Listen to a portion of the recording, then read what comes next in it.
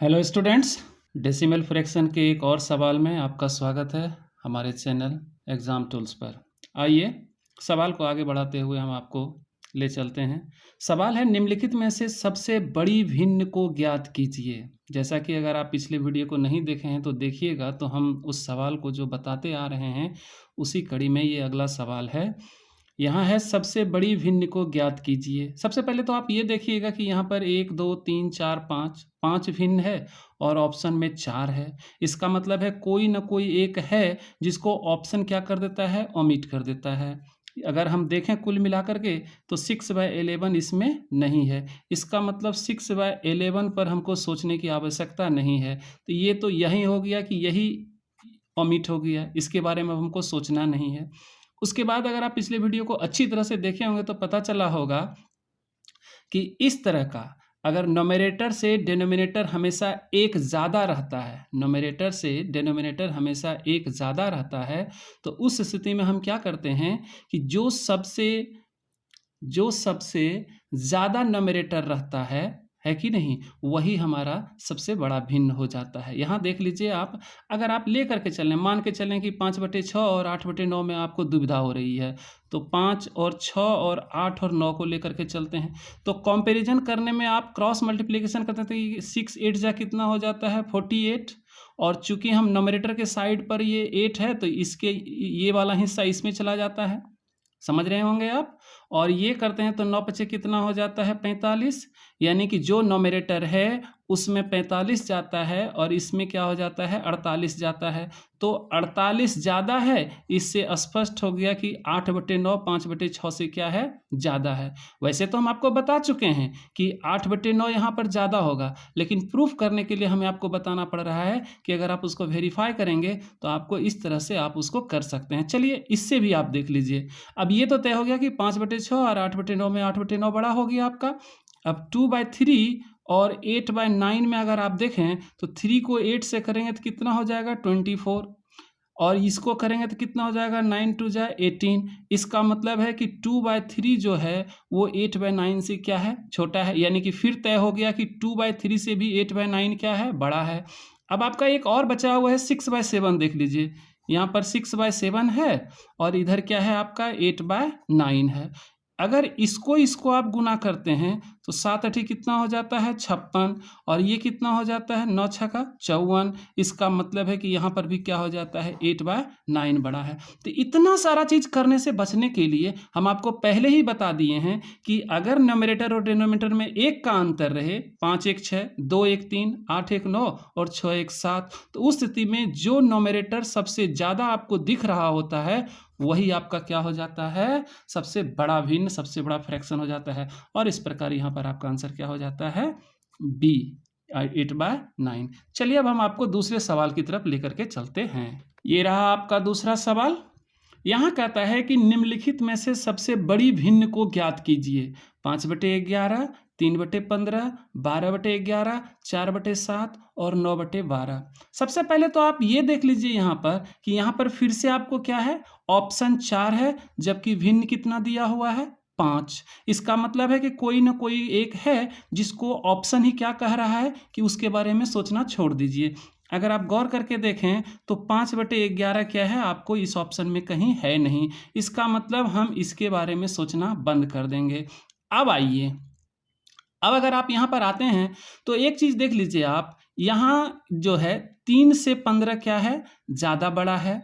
4 से 7 क्या है, ज़्यादा बड़ा है। 9 से 12 क्या है, ज़्यादा बड़ा है। लेकिन 12 से 11 यानी कि इसमें जो आपका डिनोमिनेटर है ना, वो न्यूमरेटर से बड़ा नहीं है, छोटा है। सॉरी, नोमिनेटर जो है वो डिनोमिनेटर से बड़ा है, नोमिनेटर जो है वो डिनोमिनेटर से बड़ा है।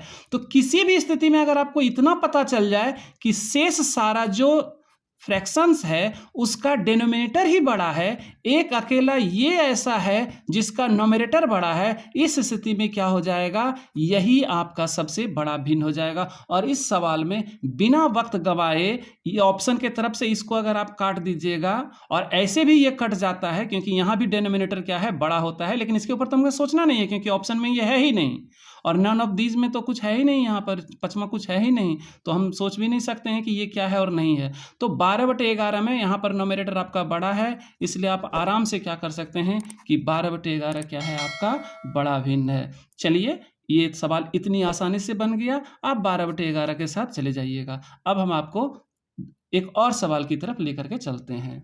हेलो स्टूडेंट्स, देखिए आपका ये अगला सवाल है, निम्नलिखित में से कौन सी भिन्न सबसे बड़ी है। आप गौर करके देख सकते हैं यहाँ पर कि निम्नलिखित में से कौन सी भिन्न सबसे बड़ी है। यहाँ पर आप एक चीज गौर करके देखेंगे तो तुरंत आपको पता चलेगा कि ये 2/12 जो है क्या है, 6 बार में कट जाता है। 4/20 क्या है, 5 बार में कट जाता है, यानी कि एक फ्रैक्शन आपका 1/8 आता है। एक क्या आता है, 1/6 आता है, और एक क्या आता है, 1/5 आता है।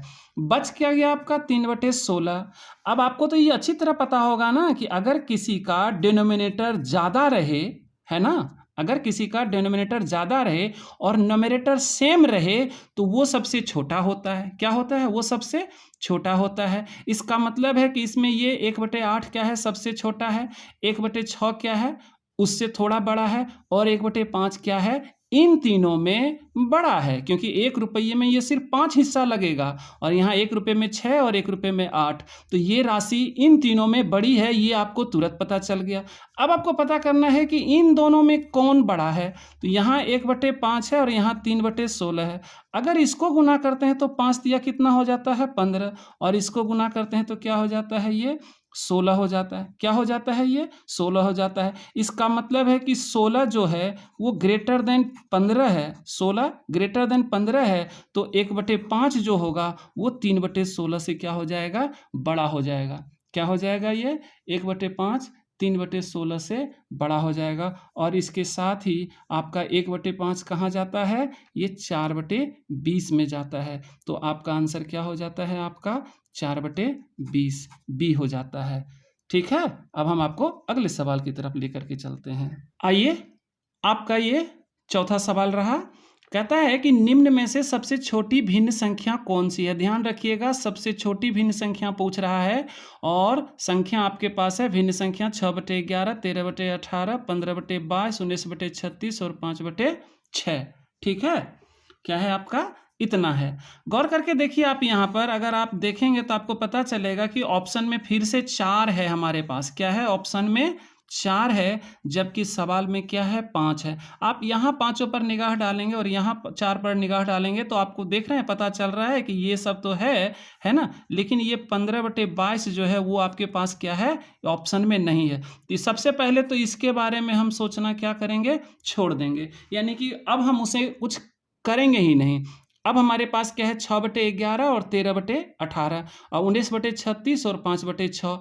अब इसमें हम थोड़ा सा दिमाग लगाएंगे कि ये कितना हो जाता है, 18 अगर हम इस दोनों को मल्टीप्लाई करते हैं तो ये क्या हो जाता है, 18 का टोटल से, और इसको करते हैं 13 × 11 तो 13 दहें 30 से, और 13 एकाई 13, यानी कि 143 हो जाता है। तो ये बड़ा है, ये क्या है, बड़ा है, ये वाला 13/18, क्योंकि 13 इधर है तो ये इससे बड़ा हो जाता है, और 108 छोटा है तो ये छोटा हो जाता है। अब यानी कि इसमें और इसमें ये छोटा हो चुका है।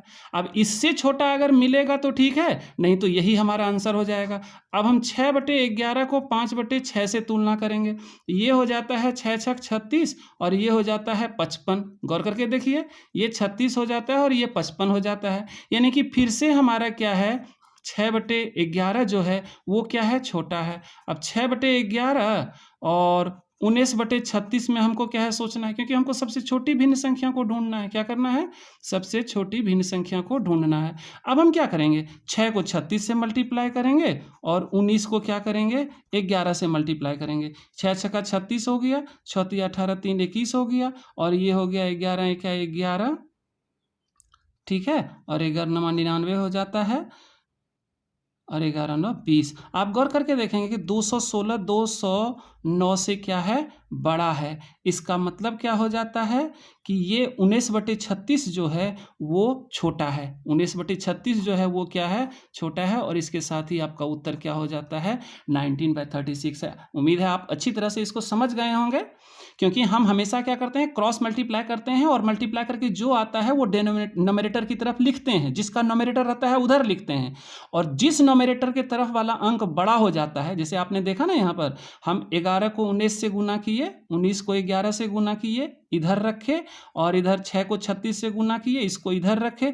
चूंकि 6 यहाँ नोमिनेटर है तो ये 216 हुआ, और यहाँ 19 नोमिनेटर है तो ये क्या हो गया, 209 हो गया। तो 209 216 से छोटा है, इसका मतलब है ये क्या हो गया, आपका छोटा हो गया। 209 216 से छोटा है, इसका मतलब ये इससे क्या हो गया, छोटा हो गया, और इसके साथ ही हमें ये आंसर मिल गया। इस वीडियो में बस इतना ही। अब इसके अलावे जो भी होगा हम अगले वीडियो में लाएंगे। उम्मीद है कि आप हमारे वीडियो को सब्सक्राइब और शेयर जरूर करेंगे। धन्यवाद।